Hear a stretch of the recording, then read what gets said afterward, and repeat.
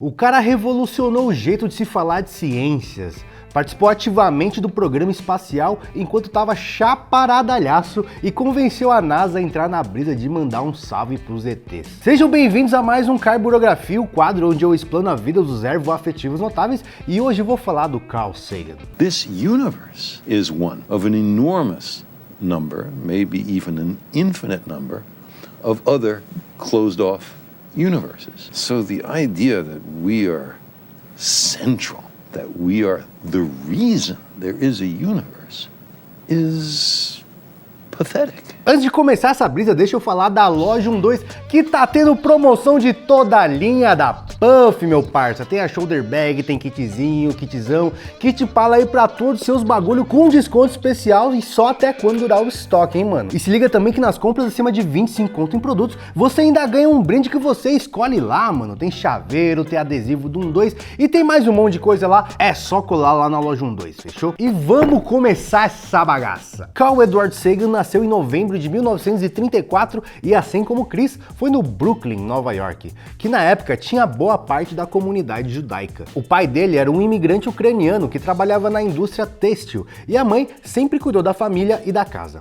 A família participava da comunidade judaica, mas ele mesmo dizia que eram bem liberais, assim. Desde pequeno ele tinha curiosidade sobre várias coisas e não se contentava com as respostas que os adultos mais próximos davam pra ele. Tem uma história que sempre contam que quando ele tinha uns 7 ou 8 anos, ele perguntou pros pais o que eram as estrelas. E aí falava que era só luz no céu e desencanava do moleque, né? Não satisfeito, ele perguntava pro tio, pro professor da escola, pra quem pudesse responder, mas ninguém conseguia sossegar a curiosidade dele. Até que um dia a mãe se injuriou e levou ele pra biblioteca, pra enfim dar algumas respostas de um moleque parar de azucrinar. A parada era tão surreal de ter uma criança que mal tinha aprendido a ler, querendo saber sobre astronomia, que a bibliotecária deu um livro sobre as estrelas de Hollywood. Não é isso não, meu parça. Mas aí ele finalmente conseguiu um livro que explicasse o que eram as estrelas e o bagulho fez um na mini cabeça de criança. Ele descobriu que o Sol era uma estrela, só mais uma na infinidade do espaço, e que as luzes no céu eram outras estrelas, outros sóis, mas que estava muito longe. Isso mexeu tanto com ele que o espaço virou quase uma obsessão na vida. Ele começou a ler um monte de história de ficção científica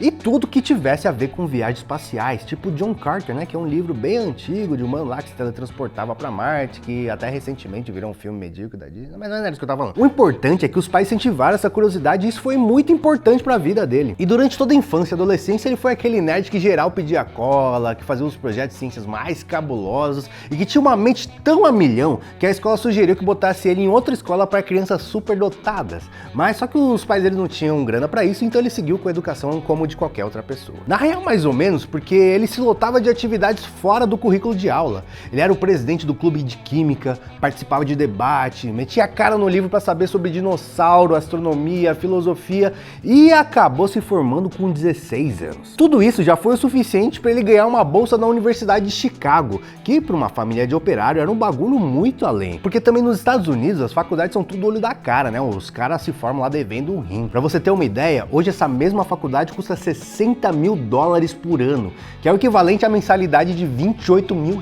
Ou seja, o menino Calzinho que gostava de batata e de estudar, estourou no rolê. E agora sim começa a vida de chapado, né? Porque faculdade, ainda mais em outra cidade, época de perder o cabaço, de usar droga, de usar PT, esses bagulho e tudo, né? Mas não. Ele teve outra epifania quando descobriu que tinha gente que ganhava vida sendo astrofísico. Aquilo tudo de ficar observando as estrelas, os planetas, que ele fazia de graça desde moleque só porque sim, era o ganha-pão de um monte de gente naquela universidade. Ele foi de novo um aluno exemplar e se formou em física em 1955. E ele se encontrou mesmo nessa brisa acadêmica. Ele já emendou uma pós, um mestrado e o doutorado, e só quando já estava com a carreira encaminhada na universidade, cheio de artigo publicado, ele conheceu a nossa amada plantinha. Ele era aquele nerdão que ficou a vida inteira bitolado na ciência, nas estrelas, nos planetas e tudo mais. Mas no final da década de 50, por causa de uns parceiros lá que curtiam chapar e ficar trocando ideias sobre o espaço, ele usou aquela metodologia científica que regrou a vida dele toda e viu que aqueles caras que ficavam chaparadalhaço continuavam sendo as mesmas mentes brilhantes que ele lidava todo dia no meio acadêmico, o que era bem diferente do que se falava sobre a planta na época. E foi aí que ele começou a explorar também o universo canábico. O mais doido é que ao mesmo tempo, por causa da tese de doutorado, ele se envolveu envolveu em projetos ultra secretos da Força Aérea Americana e da NASA. Mas relaxa que eu vou falar mais sobre isso. Mais ou menos nessa época ele começou um relacionamento com a microbiologista Lynn Margulies. E você vê que o maluco era bitolado na ciência quando até o contatinho era cientista, né, mano? Se bem que não tinha Tinder na época, então tá valendo. Desse relacionamento eles tiveram 2 filhos, o Dorian e o Jeremy Sagan. Logo que terminou o mestrado, ele começou a produzir um monte de artigos científicos, vários com impacto pesado no campo da astronomia. Ele publicou sobre o efeito estufa em Vênus, do movimento da massa diária em Marte, e isso numa época em que a gente sabia pouco ou quase nada desses planetas e, além de tudo, continuava dando aula na própria universidade. Ele era um cara com uma habilidade cabulosa de pegar assuntos muito complexos e conseguir transmitir de uma forma simples. Além de tudo, ele era apaixonado pela ciência. Quando ele falava sobre isso, essa paixão transbordava no que ele falava. Vocês devem saber o que é isso, né? Porque pergunta pra qualquer pessoa que já foi num pico legalizado, que podia escolher a estreia assim, e você vai ver o olho brilhando, explicando cada detalhe, você tá ligado, né? Só que esse amor pela ciência custou o casamento. Porque faz as contas, ó. O cara fazia pesquisa, publicava trocentos artigos científicos, dava aula, e aí o dia tem 24 horas, né? A conta não fecha. E a esposa dele, a Lynn Margulies, era outra mente genial no campo dela.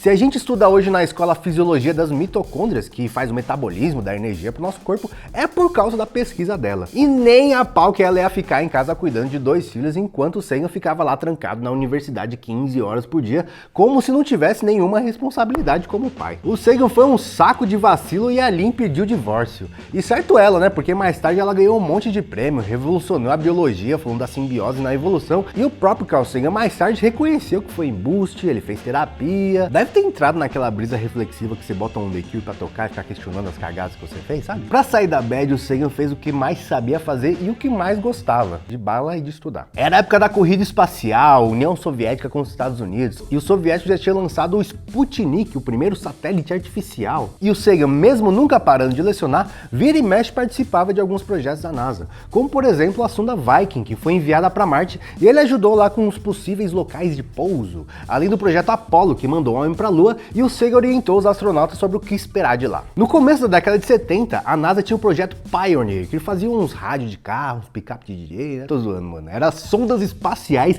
que iam ser enviadas para outros planetas do Sistema Solar. E aqui, eu vou conjecturar baseado em porra nenhuma, mas vem comigo para ver se não faz sentido. O Sagan era fascinado com a ideia de vida em outros planetas, e ele tinha algum contato com a galera lá na NASA. E eu tenho certeza absoluta que foi numa brisa chaparadalhaço que ele pensou o seguinte: pô, a gente vai mandar uma sonda para Júpiter.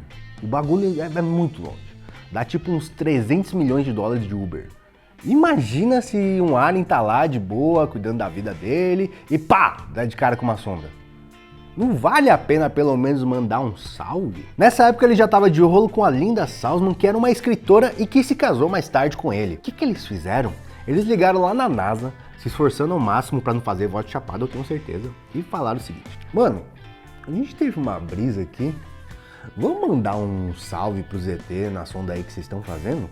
Minha mina escreve umas paradas aqui, o bagulho vai ficar fino. Aí a NASA falou: pô, da hora, fechou. Fechou? Fechou. Fechou? Fechou. Eu vou mandar fazer uns bagulho aqui, hein? Não, pode parar, fechou. E aí o Carl Sagan, a esposa e mais um parça desenvolveram a famosa placa da Pioneer. But in the remote contingency that there are interstellar spacefaring societies which might someday pick up this derelict no longer radioing, we thought we would put a message on it. Lá tem uma ilustração de um homem e uma mulher e um mapa usando a medida de um átomo de hidrogênio que direciona até a Terra numa placa feita de alumínio revestida de ouro. A comunidade científica ficou meio dividida pela brisa do Sagan, até porque, se você já leu sobre o paradoxo de Fermi, tá ligado que a chance de alguma vida inteligente achar o salve é muito pequena. E até rolou uma treta que questionaram se algum alien ia conseguir entender a mensagem. Mas o que eu acho que importa aí é que a placa gerou bastante publicidade no mundo inteiro pro programa da NASA e pro Sagan. E na Guerra Fria isso valia muito. Além de tudo, no final das contas, a sonda viajou mais de 18 bilhões de quilômetros e cumpriu o papel da missão. Outra parada que rolou nessa época foi que um psiquiatra parceiro da universidade estava escrevendo o livro Marijuana Reconsidered, ou Repensando a Brainf em tradução livre. E sabendo que o Sagan gostava mais do que lasanha, ele convidou para escrever um trecho do livro. Só que o cara tava fazendo trampo da NASA, né, pro Departamento de Defesa americano, não dava para ele chegar explanando tudo, chapadão, pá. Aí ele falou: mano, beleza, beleza, eu faço, mas tipo, borra a minha cara, bota um efeitinho na voz, né? Ele, não, mano, o bagulho é um livro. Ah, suave, então só não bota meu nome, então. E aí foi publicado o livro com um trecho assinado pelo Mr. X. E o mais doido é que só revelaram a identidade do Mr. X anos depois, quando o Sagan morreu. Mas a parada é quase uma carta de amor ervoafetiva. O Sagan já era parça da erva há mais de 10 anos e descreveu intimamente a relação que ele tinha com a plantinha. Eu tô deixando aqui na descrição o link se você quiser ler o texto todo, mas ele fala desde o primeiro beck, que no começo não bateu, que ele pensou até que podia ser placebo e os parça tá tudo tirando com a cara dele, que só bateu mesmo na 6ª vez que ele usou, e ele descreve que ficou brisando no teto, no Fusca de brinquedo que tinha lá. E ele explica o que é a brisa pra ele, que ele não perde o controle, a consciência em momento nenhum e que sempre sabe que é só uma brisa. Ele fala que mesmo depois de 10 anos, só um beck já deixava ele de boa no nível de chapado que ele curtia. E que melhorou o apreço pela arte, pela música, coisas que ele nunca tinha se interessado, né? Ele fala de larica, fala de transar chapado e de como é gratificante compartilhar umas brisas com uns parça na mesma vibe.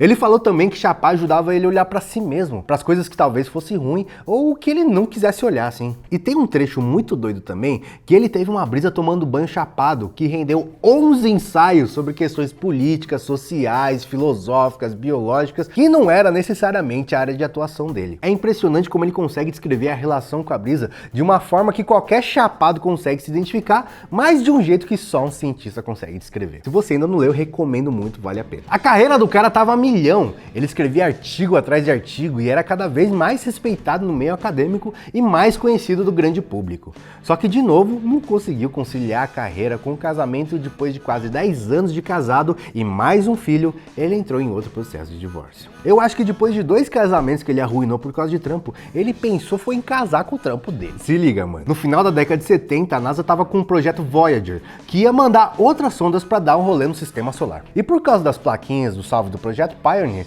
dessa vez foi a NASA que chamou ele para criar outra mensagem pros ETs. O Sagan entrou numa brisa que ele teve quando era criança, que visitou a Feira Mundial de Nova York em 1939, e que tinha uma temática futurista, né, de como ia ser o mundo de lá pra frente. E no evento, eles enterraram uma cápsula do tempo com coisas do cotidiano da época para ser aberta em 6.939. Ele sugeriu que essa nova mensagem fosse mais ou menos nessa brisa, de incluir várias coisas que pudessem dar o contexto do que é a humanidade pro alien que encontrasse a sonda. Aí eles botaram fotos do cotidiano dos seres humanos, fotos da Terra, de sons da natureza, saudações em várias línguas e músicas que iam de Beethoven a Chuck Berry. Tudo isso num disco, tipo de vinil mesmo, só que revestido de ouro. E quem cuidou da direção criativa foi a Ann Druyan, que mais tarde ia ser a terceira esposa do Sagan e a grande parceira em quase todos os outros projetos que ele tocou. Além de ser outra erva afetiva aí pra compartilhar as brisas, né? Marijuana has been such a positive part of my life. For me, it's a kind of a sacrament. Pronto, aí ele casou com um trampo e esse aí durou até o fim da vida. Tem até uma história que aquece o coração,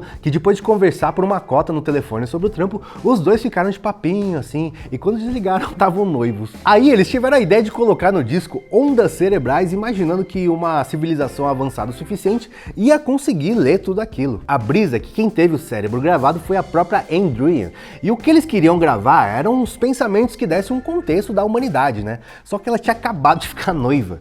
Então, como ela mesma disse, as ondas que registraram foi de uma mulher apaixonada. Olha que coisa bonita. Of someone someday playing, finding this derelict spacecraft, feeling what it felt like to love so deeply and to be so alive. O disco de ouro da Voyager rendeu pra NASA e pro Sagan mais notoriedade do que o primeiro projeto. Ele apareceu em capa de revista, de jornal, foi no Tonight Show, que era o maior talk show da época, que existe até hoje com Jimmy Fallon. E ele ainda continuava produzindo artigo científico, escrevendo livros. Ele ganhou o prêmio Pulitzer com o livro Dragões do Éden, em que ele brisa na evolução da inteligência humana, ou seja, um maluco tava voando. Ele aproveitou essa visibilidade e teve a ideia de produzir um conteúdo sobre ciência pro grande público. Ele acreditava muito que as pessoas não se interessavam por isso porque as escolas abordavam de um jeito muito duro, que não estimulava a curiosidade, né? Em 1980, ele e a esposa produziram a série Cosmos.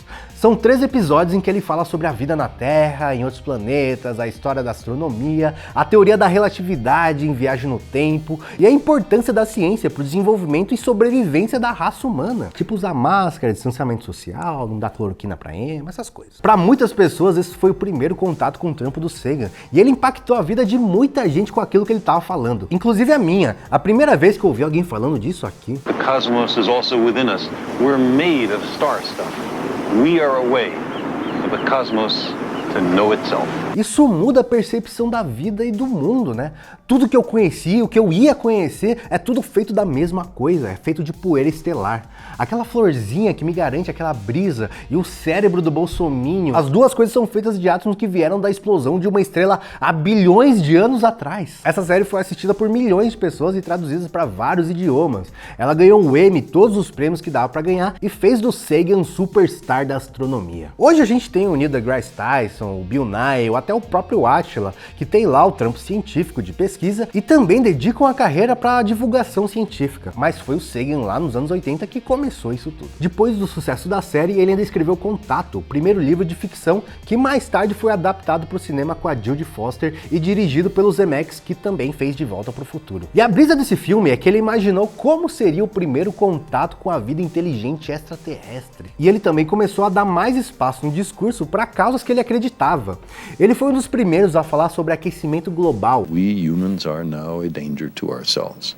Our technology causes enormous insults on the environment that protects us. E participou de protestos antinucleares no auge da Guerra Fria. Shouldn't we also be willing to explore vigorously every possible means to prevent nuclear war? E claro, falou da nossa amada plantinha. Is it rational to forbid patients who are dying from taking marijuana as a palliative to permit them to gain body weight and to get some food down? E aqui uma nota de rodapé. Em 1987, o Ronald Reagan era o presidente dos Estados Unidos, o cara que teve a pachorra de falar: Marijuana is probably the most dangerous drug in the United States. Isso na caruda mesmo, mano. E além de tudo, o cara era o dedo frouxo do teste nuclear. O Sagan foi num protesto antinuclear com mais umas 400 pessoas, invadiu lá a área de testes e foi preso. E é mó engraçado porque o policial que tá lá, o Gemano, tá completamente constrangido de fazer o bagulho, tá ligado? Nos anos 90, o Sagan, agora conhecido no mundo inteiro, cheio de prestígio, e eu afirmo de novo que devia estar chaparadalhaço, ligou lá pra NASA porque entrou numa outra brisa. E eu acho que dessa vez nem disfarçando a voz de chapada ele tava, porque já era Pans, né? Ô, NASA, sabe aquela sonda lá que a gente mandou pro espaço com o meu disco dourado, pá? Tô ligado. Tava pensando aqui que ela já fez tudo o que era pra ser feito, né? Vocês, tipo, não estão mais usando. Tamo não. O que vocês acham de, tipo, virar a sonda em direção à Terra, assim, e tirar uma foto? Vai ser, tipo, a selfie mais distante da humanidade, saca? Pode crer. Fechou. Fechou? Fechou. E aí surgiu uma das fotos mais conhecidas da história da astronomia. O pálido ponto azul é a Terra vista a 6 bilhões de quilômetros. É um pixel no meio de um raio solar. O Sagan apresentou a foto numa palestra da universidade e compartilhou a brisa que eu vou até trocar o esquema aqui. Olhem de novo para esse ponto. É aqui. É a nossa casa. Somos nós. Nele, todos a quem ama, todos a quem conhece. Qualquer um sobre quem você já ouviu falar. Cada ser humano que já existiu viveram as suas vidas. O conjunto da nossa alegria e nosso sofrimento. Milhares de religiões, ideologias e doutrinas econômicas confiantes. Cada caçador e coletor, cada herói covarde, cada criador e destruidor de civilização, cada rei camponês, cada jovem casal de namorados, cada mãe, cada pai, cada criança cheia de esperança, um inventor, um explorador, cada professor de ética, cada político corrupto, cada superestrela, cada líder supremo, cada santo e pecador na história da nossa espécie viveu ali, em um grão de pó suspenso num raio de sol. Os mamilos ficaram tudo duro, cara. Só que nesse mesmo ano ele foi diagnosticado com mielodisplasia, que é uma doença bem rara e que afeta as células do sangue. Ele ainda fez transfusão de medula óssea, que é um bagulho bem treta pra lutar contra a doença, mas em 1996, aos 62 anos, Carl Sagan morreu vítima de pneumonia. Ele deixou um legado inestimável. O cara era o extremo oposto do estereótipo de chapado vagabundo, porque além da série Cosmos, ele publicou mais de 20 livros e 600 artigos. empregos, ele ganhou vários prêmios e o trampo dele é referência até hoje. Além disso, ele teve 5 filhos de 3 casamentos, sendo que 3 desses filhos também são escritores com carreiras sólidas. Tem até roteiro de Star Trek aí no bolo do Nick Sagan. A Andrian, viúva do Sagan, produziu mais recentemente uma continuação da série Cosmos com Neil deGrasse Tyson, que era pupilo do homem, que eu recomendo muito se você ainda não assistiu. Ela também tornou pública a identidade do Mr. X daquele texto lá da década de 70 e até hoje fala sobre a causa da nossa planta, sobre a relação ervo-afetiva dela e que eles tinham como um casal chapado. Our family prefers marijuana to alcohol, something that should be used wisely and in the context of a loving family existence, a way to enhance the beauty of life. Eu falo tranquilamente que o Sagan moldou meu caráter e meu pensamento crítico. Então deixa o like aqui nesse vídeo e comenta também o que foi o Sagan pra você e se faltou alguma brisa dele, fechou? É nóis, caralho. Esse conteúdo se destina à educação sobre drogas e redução de danos pro usuário, com a liberdade de expressão amparada pelo Supremo Tribunal Federal no julgamento da DPF 187.